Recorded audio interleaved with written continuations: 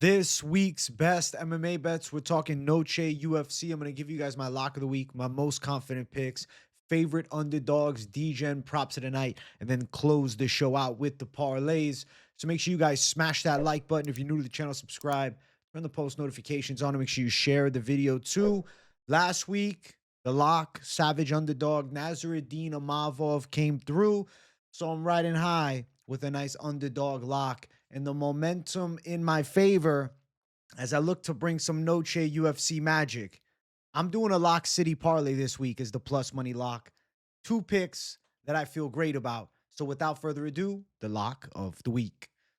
John Silva and Jared Gordon, two-leg parlay, plus 107.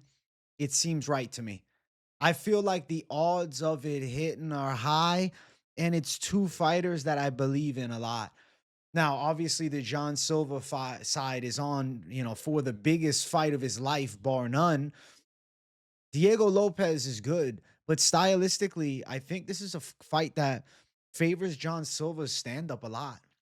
I like his chances striking on the back foot a ton here with Diego Lopes, who puts a lot of pressure on, but has more of, the square open stance as he throws big punches in the pocket. Isn't sensational from distance. Yeah, he's got a bit of a jab, but it's not a sniper jab. John Silva is much more accurate. John Silva is much more powerful and he's more effective. I think on the counter striking side, John Silva is a rare breed. It's easy to just look at the knockouts and not recognize how much precision goes into his attack. Look at the way that he picked apart Drew Dober. Look at the way that he outgamed Melsik Baghdasaryan and knocked him out in the first round. Look at how he submitted Bryce Mitchell. John Silva is representing and holding down the fort for the Fighting Nerds right now after the main and co-main event last week went against them both. It's not time to jump ship from Fighting Nerds. It's time to judge fighters individually. All camps have good fighters with, wins and losses. This is the game. John Silva of the bunch of Fighting Nerds is the best. I believe that he can beat the pressure style of Diego Lopes. Diego Lopes has good jiu-jitsu. He's a jiu-jitsu coach, but it's not that Diego Lopes is this beastly takedown artist. I think John Silva is going to be able to counter. I think he's going to be able to land some big punches. I think he's going to bust Diego Lopes up. We saw Volkanovski have a lot of success off the back foot. I see something similar here.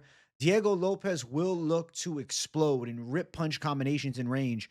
John Silva is defensively aware, sound, and he has good reflexes too. I see him defending the power attacks of Diego Lopes. I see him putting together a really clean performance, and I see him as a lock for the card at minus 230. But to bring something else with it, I need the plus money side. Jared Gordon is also in a matchup where I see an advantageous strike skill set. Boxing game of Jared Gordon is quite good. He's got good combination punches. He's got some heavy power that he started to showcase later in his career. Precision shot with a high volume and high cardio game. And he's not easy to take down. I think Rafa Garcia is getting tuned up in this fight. Long time ago, I remember when Rafa Garcia was coming up the ranks and he had lost to Chris Grutzmacher. And Grutzmacher boxed him up. Different matchup with Gordon, but obviously Gordon levels above Grutzmacher. And not that Rafa Garcia hasn't gotten better. I'm not here pushing that narrative that Rafa Garcia is the same as he was early in his UFC career, but I'm pushing the truth. Jared Gordon could easily be 5-0 across his last 5 fights if for a bit of luck. The Nasrat Haqparast loss was a razor-thin split decision. The Bobby Green no contest was a fight that he was landing shots before the headbutt.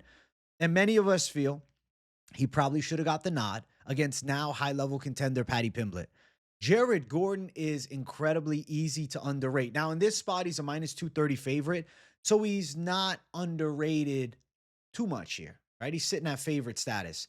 But I think he's levels above Rafa Garcia. Garcia has tough stand-up, bit of power, bit of pressure, but he's not super quick. He's not super slick. I would rate Nasrat Haqparast as a more well-rounded kickboxer.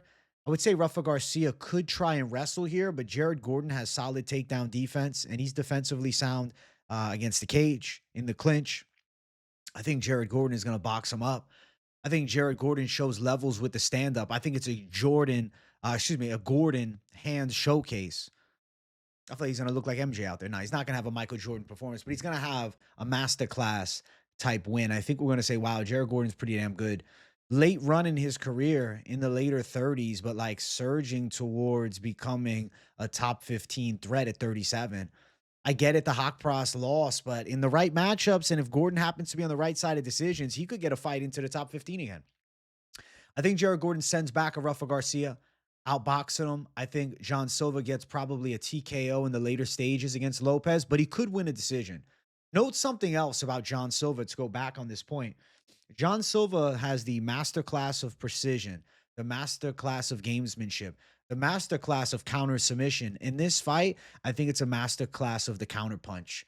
You can't just be a bull in Diego Lopez's style and get to John Silva. I think Diego's going to look to wrestle. I think that the takedown defense of John Silva is going to be quite good. I think the counter striking will be crisp and accurate. And I think Silva's just going to land a lot more with higher impact throughout the fight. And the way that Lopes likes to throw wide shots, those are easy for somebody with the defensive awareness of John Silva to read. He's going to be able to block, he's going to be able to slip, and he's going to be able to fire back better. I'm thinking it's a John Silva showcase fight. So John Silva, Jared Gordon, put them together, get yourself a little plus money. That's my Lock City parlay for this week, and I'm feeling damn good about it. Now, I do want to talk my most confident picks on the card. I'll bring them up on screen. Obviously, I'm keeping Silva and Gordon. I'm not going to make a new lineup without them because they're high confidence calls that I feel real good about. Next up, Tatiana Suarez. I know a lot of people are thinking she's going to sell. I like her chances.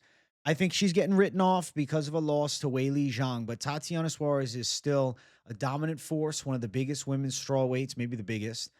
Absolute beastly wrestling skill set, dangerous submission threat, good control from top position. Yeah, she's a bit of a fat favorite here against Amanda Lemos. I'm not telling you this is the most valuable line of the card, but I'm telling you that she's going to win.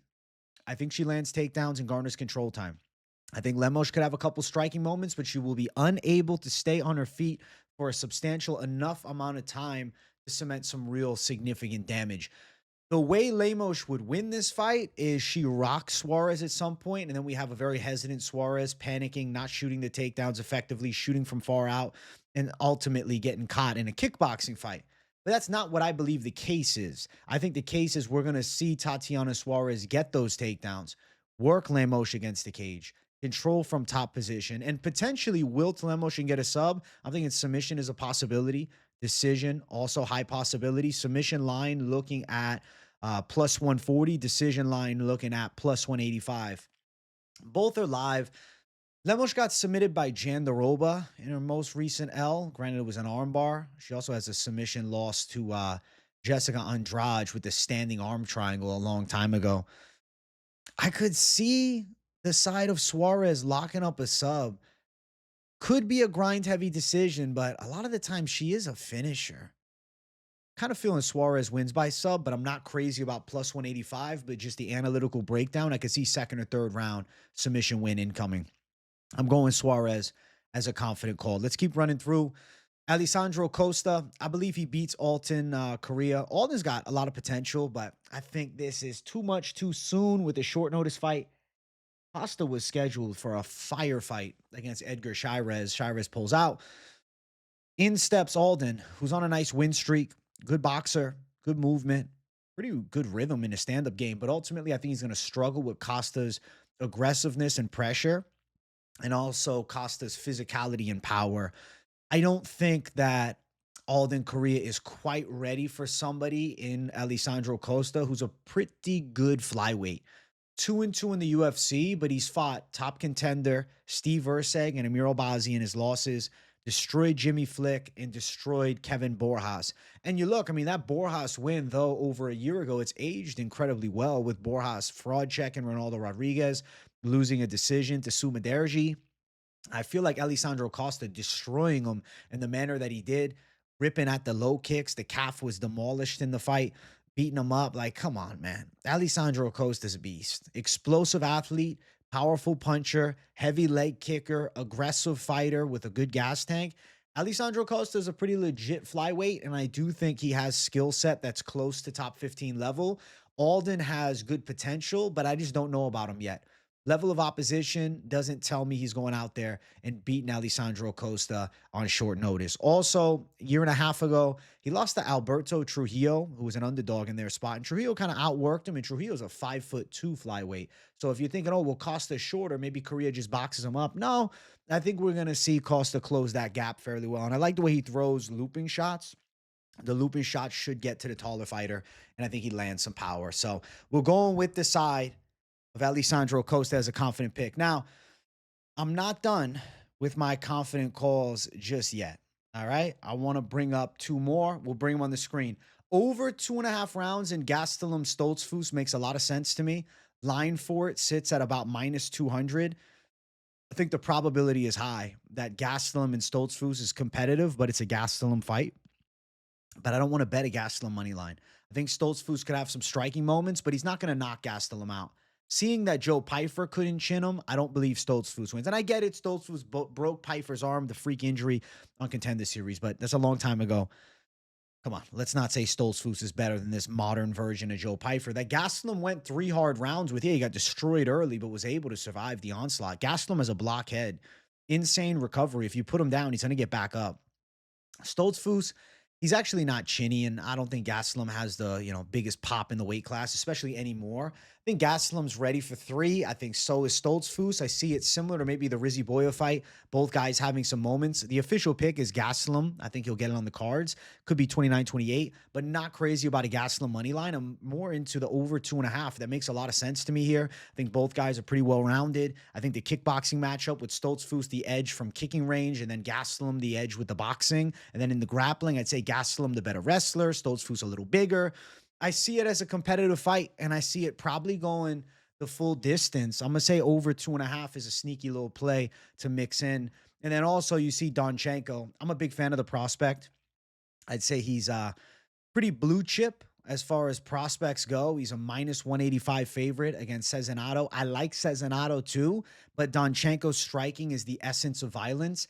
And I just got a feeling that this kid has a bright future in the UFC. Not that Sezinando doesn't have UFC staying power, but simply put that I believe Donchenko has contendership potential at 24 years of age with a violent stand-up game. At Tiger Muay Thai doing work, going on The Ultimate Fighter and looking like an absolute monster. I think he does more damage throughout. Expect Sezinando to try and wrestle, and then I'll anticipate Donchenko's takedown defense holds up pretty well, fires back some dangerous counter shots, and then is on the offensive attack too. I kind of see him putting Sezinando on the back foot and hurting him, especially on the inside. Watch for his elbows too. Donchenko's a really fun striker, and he's got an aggressive style. Violence first, for sure. Knockout is a possibility. I'm thinking 2nd or 3rd round KO are possible outcomes in this one. The pick, Donchenko to win it. I'm adding it to the confident picks. I like this kid. It's this read on somebody that might have some long-term staying power that I got a feeling goes out there and showcases some abilities. Now, those are the most confident picks, the big 6, I'll call them. But there are honorable mentions that I will just quickly note that I'll talk about more in the parlay or prop section. I do think there's a fairly high chance that we'll see a Dushko Todorovic beat Jose Daniel Medina, but I couldn't put that as a most confident pick at 4-1 odds. And the fact that, Todorovic never really looks that good. There's also potential for a Zach Reese finish. We'll talk more about it when we get to the prop section. Actually, I won't say too much about that. And then when we jump to the favorite underdog section, I'm going to bring up 3 picks, 2 of which I'm not crazy about the betting side. One of which is a near even money underdog that is actually a most confident pick. So it'll be the special 7th that I didn't put in this section to still add some fun to the favorite underdog section. So let's jump to it. Let's talk my favorite dogs. Up first, I'll bring 2 up on the screen. David Martinez and Kwang Lee. I'm just not really feeling the betting side. This is this week's best MMA bets. And, I got to keep it authentic with you guys.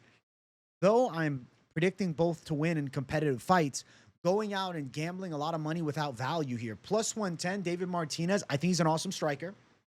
I think he's got the ability to dart in and out of range at a high level, and I think he's going to connect on Rob Font, an aging and slowing Rob Font. Martinez was set for this card. It's a matchup switch-up. He was supposed to fight Kwang Lee, who's also an underdog pick here, but Rob Font's camp being focused on the wrestling of Raul Rosas, switching to a high caliber striker, a karate specialist. I like David Martinez in a competitive one to beat Rob Font, but I don't like only plus 110. I would love to have seen it at plus 175. I'm surprised Rob Font's not a bigger favorite here. It is Noche UFC, Mexican Independence Day. Maybe there's a read on David Martinez, and people are also seeing, the bookies especially, that the style of Martinez is tricky, and they don't want to spread the odds too much on this prospect because they think he might have the goods. I can see why. I think he does have the goods. I think in a close one and an explosive one. But maybe he lands a high kick. He's good at throwing high kicks. He'll beat up the arms of Rob Font. I think he'll limit Font's offensive boxing game, and I think Martinez will have big moments. I'm picking the plus 110 dog Martinez. And then Kwang Lee against Luna. Luna's unproven. He's a good pressure fighter. He's got good wrestling. He's got good control. But simply put, for me, he's just an unknown. I don't know what level he truly can fight at. I know he's looked good outside of the UFC, beating guys that aren't that good. But Kwang Lee, he's somebody that I'm like a cult fan of. I like his style. I think he's got solid grappling, as does his opponent, Santiago Luna. I think Kwang Lee has a bit underrated power, does have some deceptive knockout ability. I think Kwang Lee, with the experience at a higher level, should win.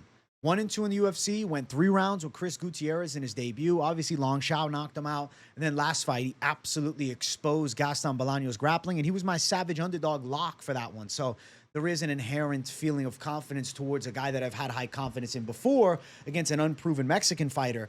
But I do think Noche, big opportunity. Santiago Luna is definitely bringing the fight. So I'm expecting it to be a test for both men. Though I think Kwang Lee's craftiness could get it. Again, not crazy about the plus 115 betting line, not crazy about the odds here, but not saying you couldn't win betting it, not saying I'm not picking it. I am. But the line that I think is sneaky, at minus 102, I think that the next one you're going to like. Alexander Hernandez. Momentum is everything in this sport. Diego Ferreira is nearly 41. Hernandez in his prime, nearly 32. Coming off 3 weeks ago, a beautiful knockout of Chase Hooper. He's on a win streak, 3 fights in a row, but at lightweight, he's won his last 4 fights. At lightweight, Alexander Hernandez is quite a problem. And the win for Hernandez in his debut, Benny Dariush. The kryptonite of Diego Ferreira, he's 0-2 against Benny Dariush. Not saying MMA math, but I am saying the style makes the fight. There is a clear-cut footwork advantage for Hernandez. He's going to be the faster striker. He's going to be the cleaner striker. He's going to be the more technically proficient striker. Where the advantage lies for Pereira is potentially in the grappling. But Alexander Hernandez is pretty defensively sound in grappling as well. Don't be swayed by the Austin Hubbard split decision. It should have been a unanimous decision. He clearly won that fight. Alexander Hernandez got good grappling. He's got slick stand-up with quality footwork, good timing of his shots, underrated knockout ability in the lightweight division. I think Diego Ferreira is past his prime. I think this is the value money line. At minus 102, this is my favorite underdog of the card. Not a plus money underdog, a near even money underdog, but someone that I see going out there and getting their hand raised. I'm picking Alexander Hernandez, and I'm feeling good about the matchup. I think he's got a clear-cut strike speed advantage, clear-cut movement edge, momentum way in his favor. Diego Ferreira coming off a rough loss to Grant Dawson. Before that, nice win against Mateusz Rebecki on the comeback, but Rebecki, a known gasser. Then fight before that, big knockout of Michael Johnson. Caught him with a beautifully timed overhand. Diego Ferreira can still crack. But he's been fighting like once a year or so, a little less. Hernandez been active as hell. I think that the UFC experience, too, of Hernandez underrated. And that win against Chase Hooper stands as very impressive to me because Chase Hooper is good on the ground, and he had no shot even getting Hernandez there. I think Hernandez striking looks levels above Diego Ferreira. I think he's an underrated lock. He is a most confident pick, and he's the favorite underdog of this card. I'm going with Alexander Hernandez at minus 102, and I'm feeling pretty damn good that he goes out there and wins. Now, that's my lineup as far as favorite dogs, most confident picks, the Lock City Parlay. I want to have a conversation about Degen Props. So something that I think is a probable outcome is Zach Reese to win inside of the distance, but the odds suck for it at minus 190. So I'm thinking if you are looking for a sub prop, potentially Reese to win by sub at plus 275. Not a crazy reach. A possible outcome for somebody like a Zach Reese. Another one that I wanted to say here is the side of a pick I'm against. I'm actually picking Gurule by decision. But Aguilar by sub, I'm seeing plus 475 to plus 600. He does have a really tight gilly. Gurule hasn't fought someone with that tricky style like Aguilar has on the counter wrestling. It's a possibility, though. Officially, I'm calling the side of him to win. I'm calling the side of Gurule, but there's still a recognition of the opposite side. Now, some of the other props in this one, I'm not as crazy about. Like Gastelum Stoltzfus over, I like. I already mentioned in the confident pick section. I'm picking Gastelum decision plus 150, but I'm not crazy about the gambling side of that. Some of the other props don't really jump out and make me say, whoa, like we talked about Suarez sub possibility. Donchenko by KO, another one. I think it's possible, but we could see 3 rounds of work. It's plus 185 for Donchenko KO. Definitely has the knockout potential. Kind of like where we're at. I feel like this card is very good for, a little sneaky over action with the Gastelum fight, some high confidence money line picks, and a good value play of Alexander Hernandez. Just chasing Degen props doesn't seem like the best recipe for success. Like, even if John Silva's to go out and get a knockout, you're not going to get much bang for your buck at minus 115. And on the other side of it, John Silva, the over 1.5, minus 210. It is probable that it goes a little longer, but Silva hits so hard that one big shot could literally change the fight. Though I'm predicting a later stage KO, I'm not crazy about the minus 210 over 1.5. So some things that I felt were worth mentioning before we get to everybody's favorite section. You guys know what it is. It's time to talk some parlays to play. If you guys are watching and enjoying, make sure you guys smash that like button. If you're new to the channel, make sure you subscribe. So we'll go through the lineup. We'll talk about what I'm looking at. So Silva and Costa are 2 confident picks. It's the Brazilian safe but boring parlay at minus 127. I think the possibility is there. I think both of them win. I feel like at minus 127, sure, it's not the greatest value ever, but seems like a likely line to end up hitting, and fair enough to say. Down below, a little alternate play, live but boring, I'm calling it. Costa and then the Gastelum Stoltzfus over 2.5 at minus 117. This is live but boring. Minus 117. Yeah. I think Costa wins. I think Gastelum Stoltzfus over 2.5. Now, the Lock City Parlay, which we already talked about, Silva and Gordon, looks great. Plus 106. If you can find it at plus 107, plus 106. It'll vary around that range. Down below, Silva, Gordon, and Costa plus 160 for 3-leg money. Silva, Gordon, and Costa at plus 160. I have a good feeling that these 3 hit, and I like it at plus 160. I think it's high probability. Now, a sneaky little play would be John Silva with Hernandez at plus 176. Confident pick in the main event. Confident underdog or close money call with Hernandez at value. Down below, this is the confident 4. We got Silva, Gordon, Costa, and Suarez at plus 221. Value isn't great, but I do believe in the 4 fighters there. Going down below, we got Silva, Hernandez, and Costa. So we have my favorite underdog, and we have the Lock City Parlay together for an alternate 3 action at plus 241. I think this one's pretty nice. Keep going down. Alternate 4 action. We got Gordon, Costa, Donchenko, and Gastelum Stoltzfus over 2.5. I'm removing my confident dog call and my main event pick for those that maybe aren't crazy about it for a 4-legger at plus 307. That seems probable. Down below, Costa, Suarez, Hernandez, and Gastelum over 2.5. So we're leaving out Silva again for those that don't want to play it at plus 343. I like the chances. Let's keep making it happen, though. Pay the rent. Silva, Gordon, Costa, Suarez, and Hernandez plus 512. You got $100. You want to pay the rent? Good luck. I'm not saying to actually throw $100 on that. Bet accordingly. Do your own research and see where you line up with mine. But the mentality is there for it. Down below, we got the sneaky confidence. Silva, Gordon, Suarez, Hernandez, and Donchenko at plus 655. I think these fighters win. Down below that, we have Silva, Gordon, Costa, Suarez, Hernandez, and Gastelum at plus 818. The Gastelum 2.5. That looks pretty great. High confidence calls across the slate. And then down below that, I went for a Degen one. Plus 2,482. Silva, Gordon, Costa, Suarez, Hernandez, Donchenko, Reese, Todorovic, and the Gastelum Stoltzfus over 2.5. Todorovic, Reese could be honorable mentions into the confident pick section. I was a little hesitant Sunday about Reese, but the more I've sat on it, the confidence has rose a bit. Obviously, Todorovic is mediocre in my opinion, but he's fighting a guy that is not very good. But I'm rooting for Jose Medina, though I don't think he'll win. The lineup there at plus 2,482, it doesn't seem like a far stretch from reality.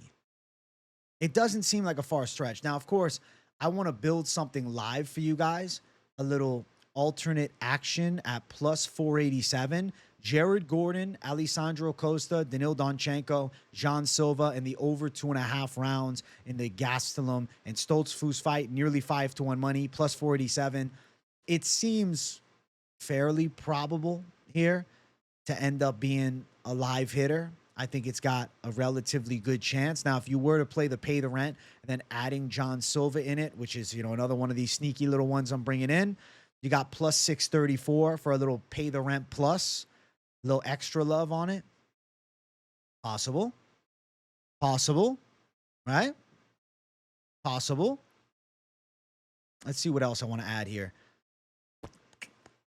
Actually, no. Hernandez is not in the plus 634. Excuse me. That's the sneaky confidence adding in the over 2.5. But if you added in Hernandez to the sneaky confidence with it, you take it at another level of savagery, plus 1302. So it's Silva, Gordon, Costa, Donchenko, Suarez, Hernandez, and the over 2.5 in Gastelum versus Stoltzfus, plus 1302.